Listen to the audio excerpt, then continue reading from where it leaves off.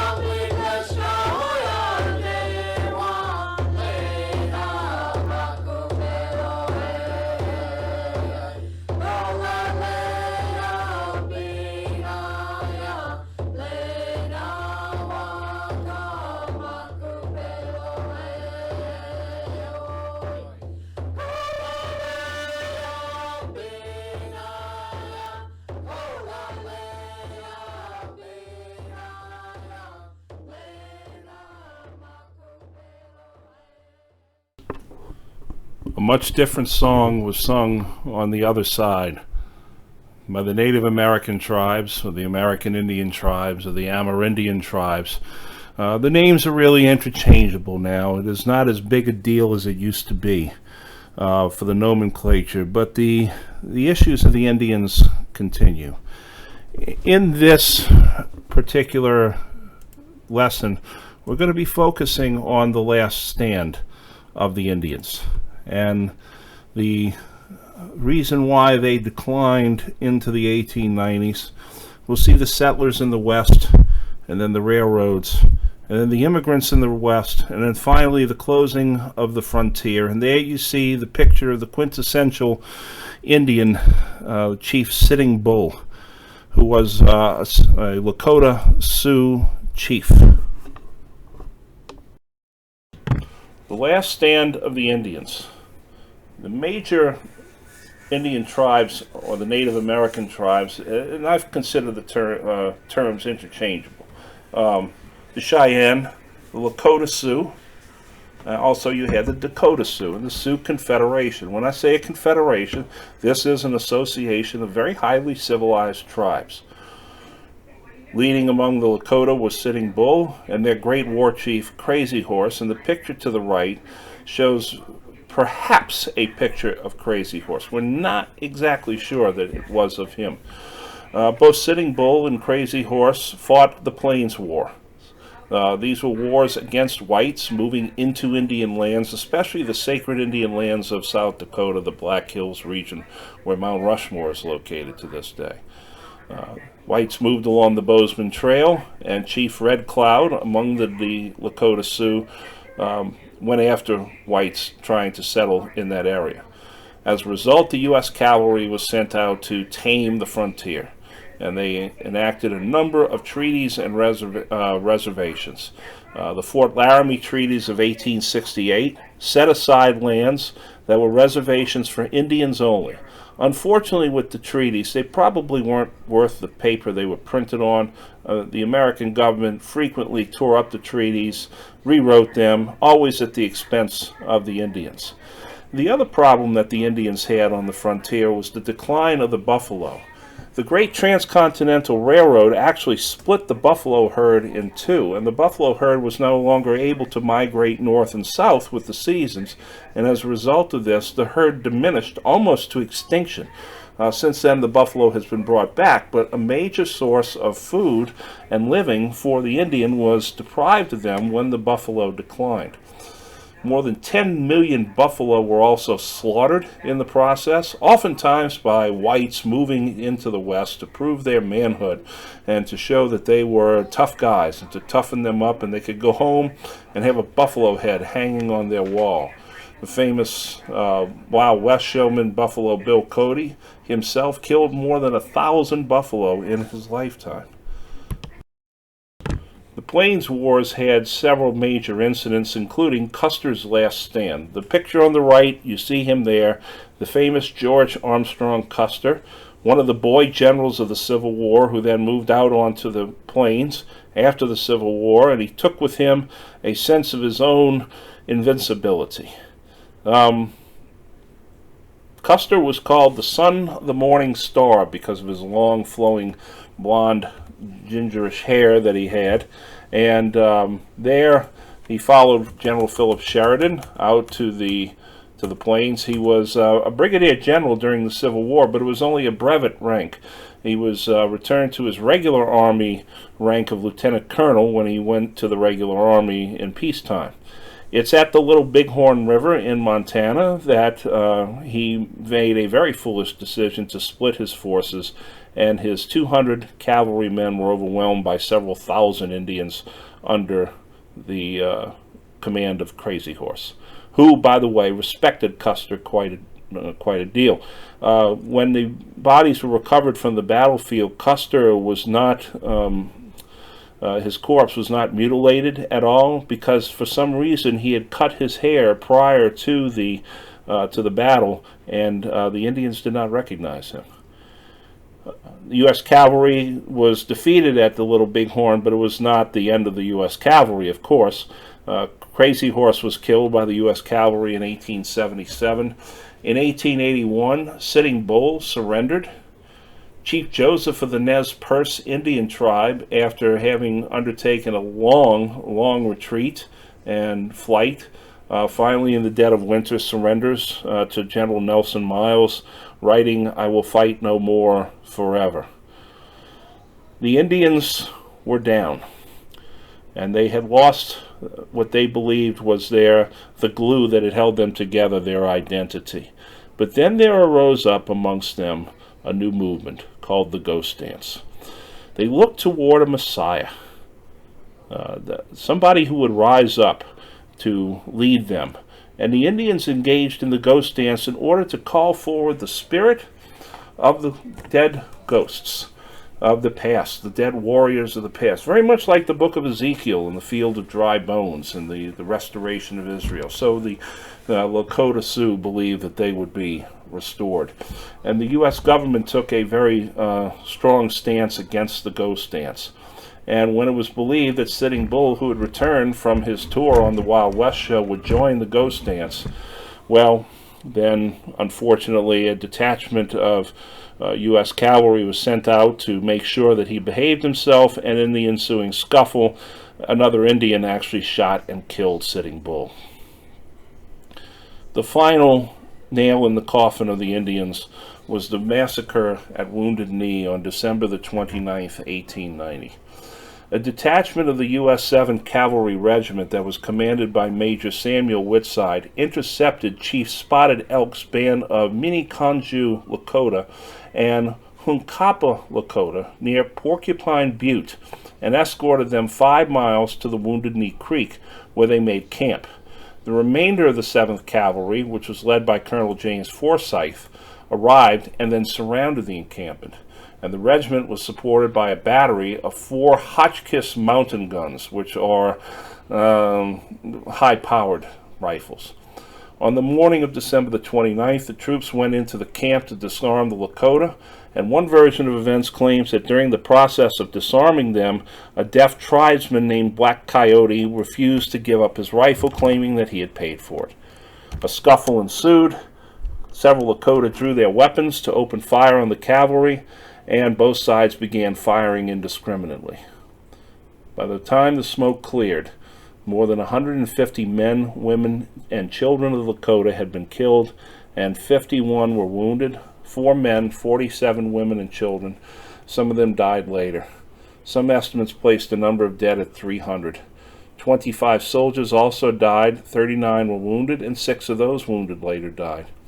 At least 20 U.S. soldiers were awarded the Medal of Honor. In 2001, the National Congress of American Indians passed 2 resolutions condemning the awards and called on the U.S. government to rescind those Medals of Honor. The site of the battlefield is a National Historic Landmark, and in 1990, on the 100th anniversary of the massacre, which was a massacre, both houses of the U.S. Congress passed a resolution formally expressing deep regret for the massacre at Wounded Knee Creek. And one of the best books to read about it is a book called Bury My Heart at Wounded Knee.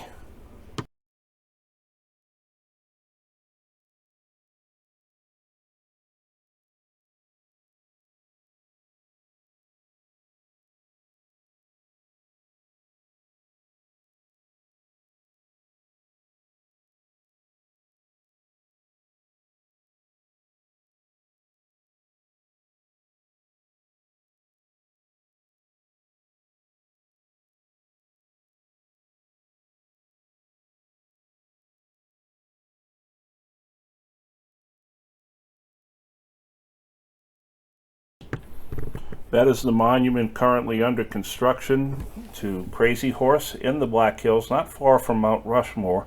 You see in the foreground the model, the plaster cast model for Crazy Horse, and the actual cliff carving.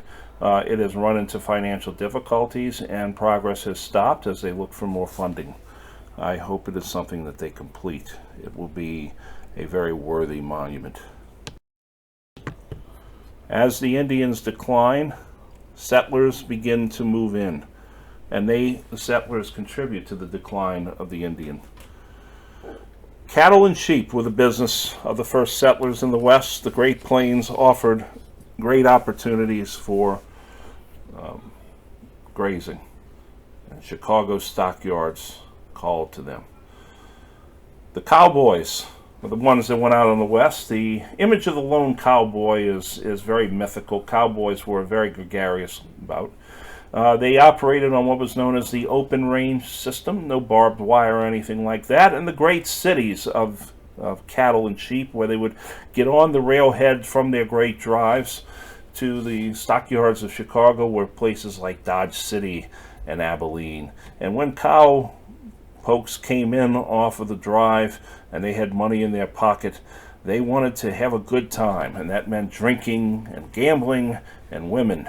And such cities like Dodge and Abilene and so forth became places of, shall we say, raucous behavior and maybe a wee bit of violence. And so they hired town tamers and gunfighters to the town to tame the town. And this is where you had, of course, Wyatt Earp, the famous Wyatt Earp, and James B. Wild Bill Hickok, who you see there in the picture. And Wyatt Earp's very good friend, William Bartholomew Bat Masterson was his name. Following the settlers in the West were sodbusters. They're called sodbusters because they dug up the Great Plains. The sodbusters are farmers. They're European immigrants who plowed the plains, and the plains are very dry. Their irrigation comes from rivers fed by mountain snows. Their irrigation is not from the rainfall. And the Great Plains, therefore, can be very dry, and plowing up the soil desiccated the soil. And year after year and decade after decade of plowing up the soil is going to have deleterious effects on the land.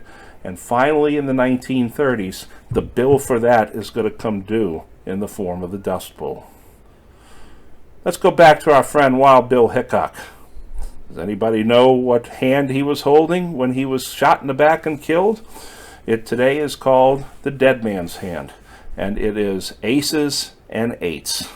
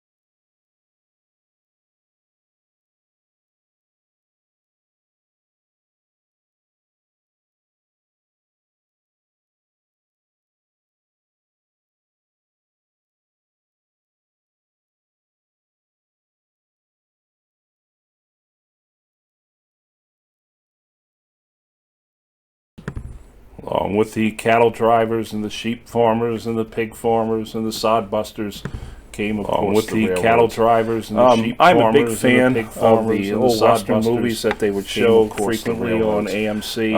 I'm a big fan of the old Western movies that they would show frequently on AMC. One of my favorite movies of all time is how the early part of the West, all the way out into epic saga of a family as it goes from its settlement. And the early part of the West, all the way out, and it's one of the great scenes of the entire movie, California, Buffalo, and the railroad and the building of the scene is one of the great scenes of the entire movie, the Great Buffalo. The art of civilization, the pinnacle of civilization. Well, the railroads to be that you had a railroad that went from art of civilization, the pinnacle. The Europeans were trying to build a railroad through Africa from Cairo to the Cape.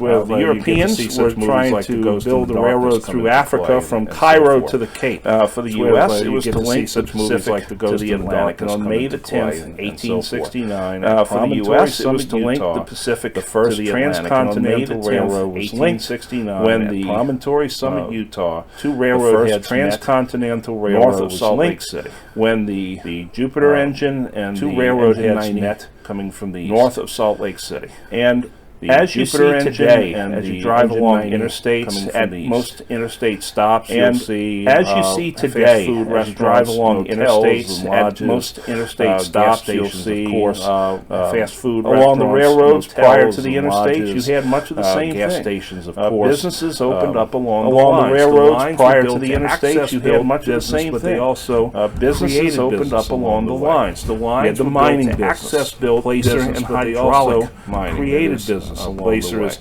in the ground. Mining business. Hydraulic is using high pressure water to placer blast away the ground. Hydraulic is using high pressure water. Movies is Clint Eastwood's movie Blast Away the Rock. Talks about another great movie, and you can tell that I love mining. Movies is Clint Eastwood's movie Montana. Butte, talks about hydraulic. Was a city that basically came out of nowhere because of the great Montana mineral reserves that were there. Was a city that outside of came out of nowhere because of the great Irish diggers found there a small load outside of Carson City, Nevada. Quickly began Irish diggers found, thinking that they would come to the load of silver.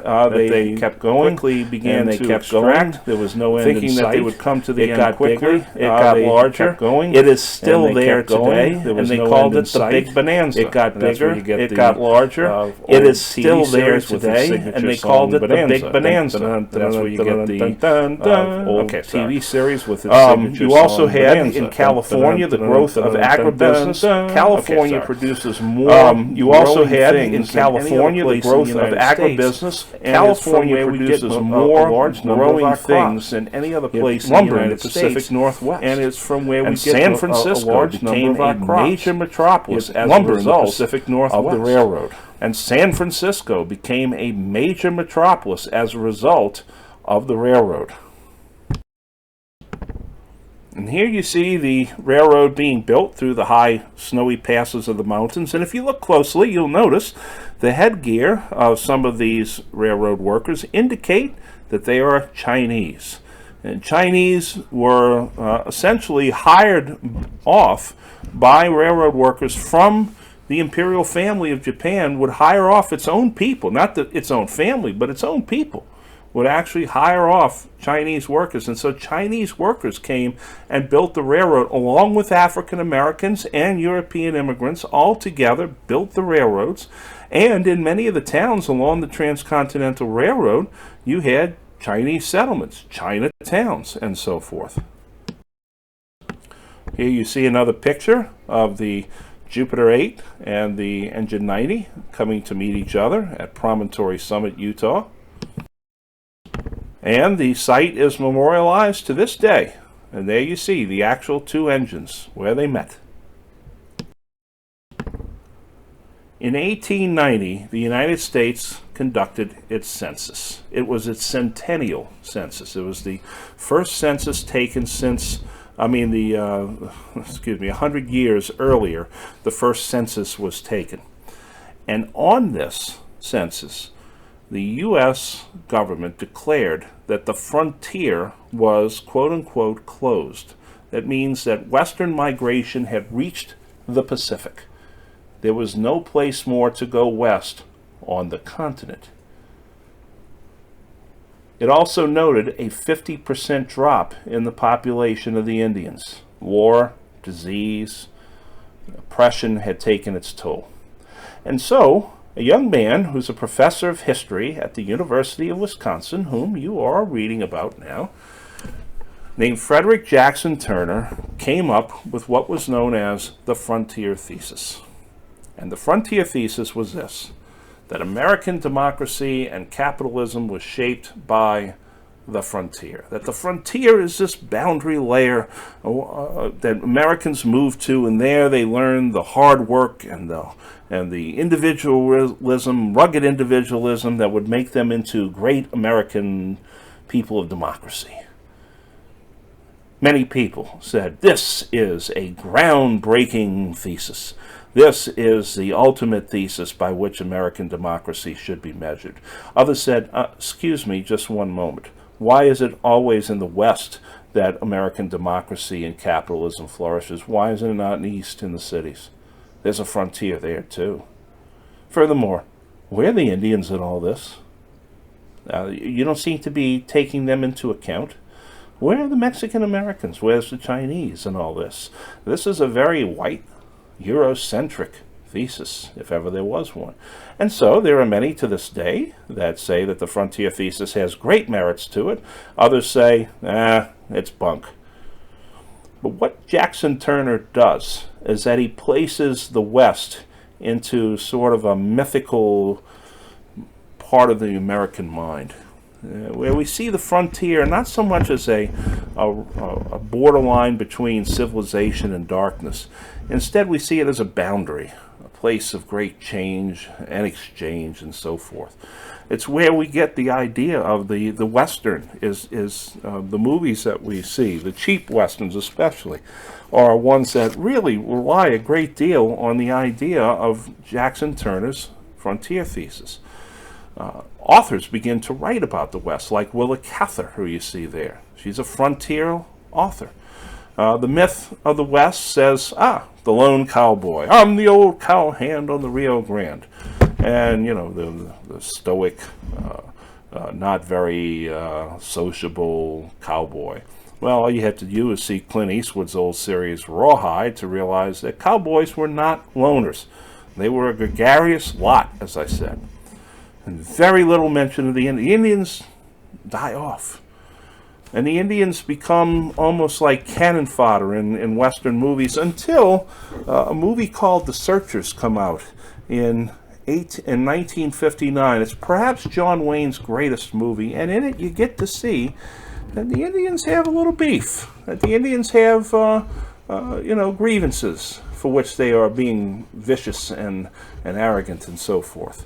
So the Western myth has definitely still captures the imagination, and people, of course, grew up playing cowboys and Indians when they grew up, and which was a very racist game when you think about it, because the Indians were always the bad guys.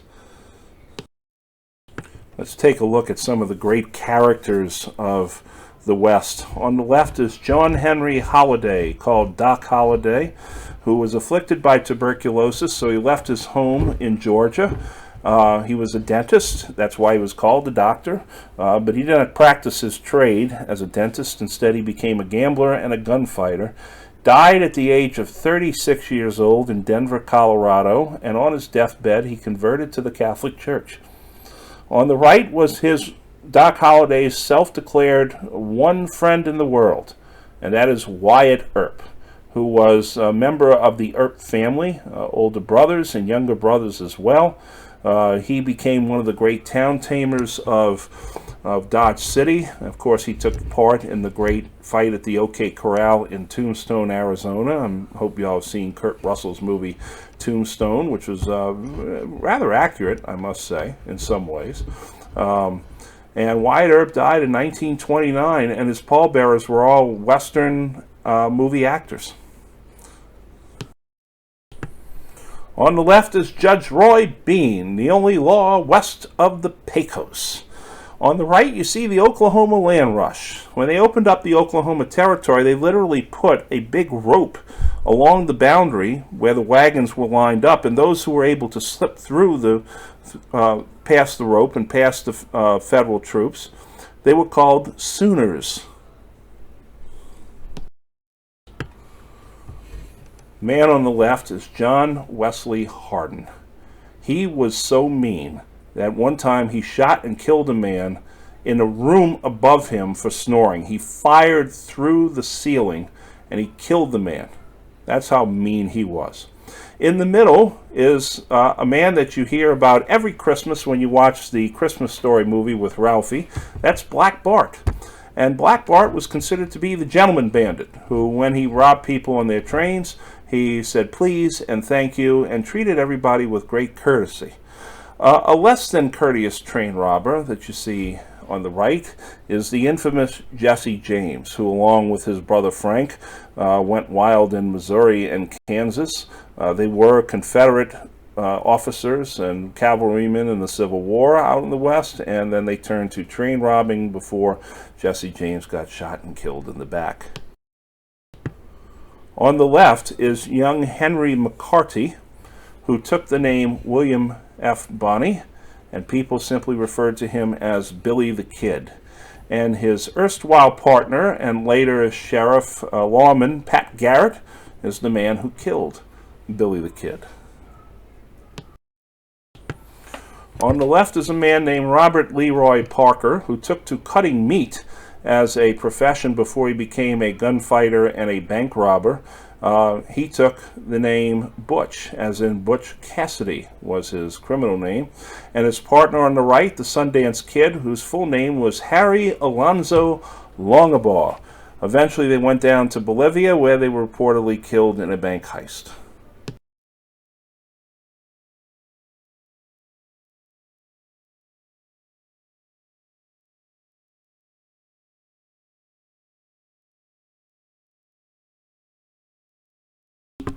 Here you see Buffalo Bill Cody, the great showman that he was, and he was incredibly talented and theatrical, and his Wild West show went all the way around the world, performed for kings and queens and czars and emperors and so forth. It was very popular, put on stage battles and buffalo drives and so forth. On the right, with his hand in his breast pocket, is Alan Pinkerton, a Scottish immigrant who created a detective agency that later took over the security for the President of the United States prior to the Secret Service. Here you see a poster for Buffalo Bill's Wild West and Congress of Rough Riders of the World, a poster that went around. Whenever the poster went into big cities, people immediately flocked and got their tickets right away, sort of like a U2 concert would do today. The picture that Alan Pinkerton took with his classic Napoleonic pose was when he was with President Lincoln. And standing to the right of President Lincoln is a Union general by the name of John McClernand. This was a picture of Lakota Sioux Indian chiefs taken in around 1865 or 66. They were overly dressed for this occasion, and they did not do it by choice. You can tell the great dignity in their faces, but at the same time the sense of we're not too happy about things as they exist at this particular moment.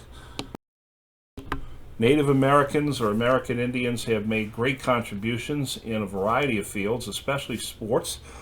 Jim Thorpe on the left was considered the greatest athlete of the United States. He played in the Olympics in 1912, winning the decathlon and the heptathlon.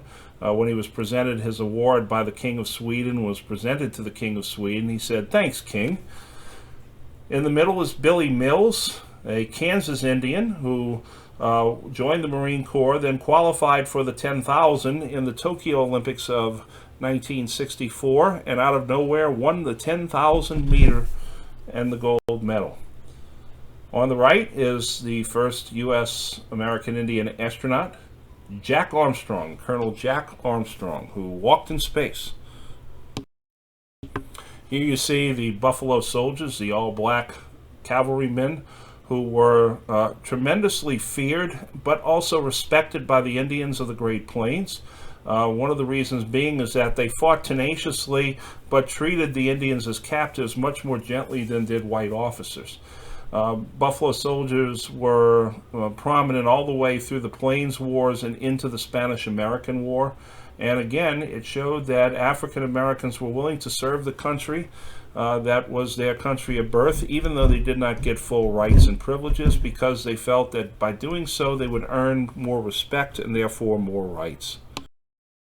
The last picture you see here, I go back to the picture of Wyatt Earp that you see there, second from the left sitting.